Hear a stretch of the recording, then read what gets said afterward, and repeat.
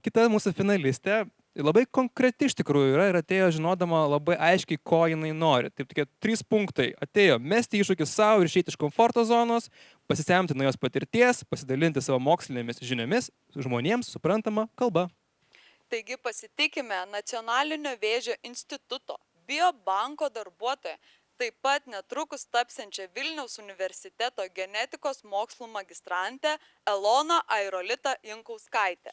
Kuri šiandien kalbės tema ląstelinis trileris ir maži dalykai yra svarbus. Taigi Prašom pasitikime, Justina. Elona.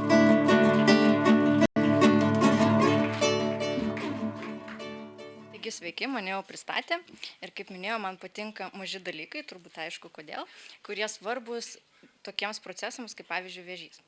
Tai norėčiau pradėti nuo to, kad iš mokyklos išeidami mes išsinešame tokias 2 svarbias žinias. Pirma, kaip susikrauti daiktus ir dingti per 60 sekundžių. Ir antra, mitochondrijos, tai yra ląstelės energetinė jėgainė. Taigi trumpai apie jas. Mitochondrijos tai yra pupelės formos ląstelės organelės, kurios atsakingos už ląstelinį kvėpavimą ir energijos gamybą ląsteliai.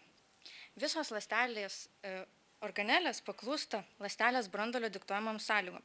Tačiau mitochondrijos yra kitokios. Jos turi savo DNR ir, galima sakyti, gyvena pagal savo taisyklės.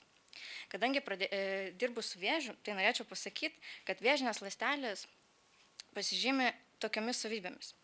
Jos yra labai greitai besidalinančios, jos yra atsparios išorės augimo veiksniams ir taip pat jos yra nemirtingos.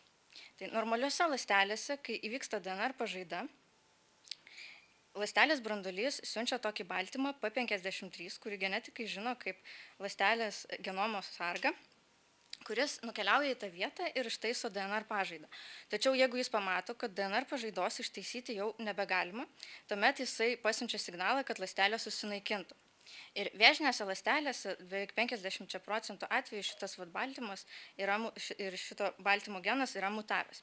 Jūs paklausite, prie ko čia mitochondrijos? O jos čia yra prie to, kad dar 20 amžiaus pradžioje toks mokslininkas Otas Warburgas, kuris vėliau gavo Nobelio premiją, pastebėjo, kad vėžinės ląstelės ne tik atrodo ir elgiasi kitaip, tačiau jos dar ir minta kitaip.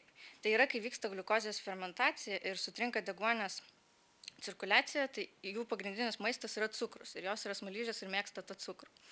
Taip pat mokslininkai susidomėjo tuo dalyku ir ėmė tyrinėti atidžiau mitochondrijas ir pastebėjo, kad galima modifikuojant jų funkcijas gražinti ląsteliai galimybę susinaikinti. Tai yra įvykti apoptozijai, užprogramuotai ląstelės mirčiai. Ir buvo sukurtos tokios mažytės molekulės, kurios yra kol kas bandomos ir jos būtent nukeliauja į pažeistas DNR sritis arba mitochondrijas, kurios yra pakitusios ir būtent ištaiso tas klaidas ir leidžia iš naujo vykti apoptozijos procesui.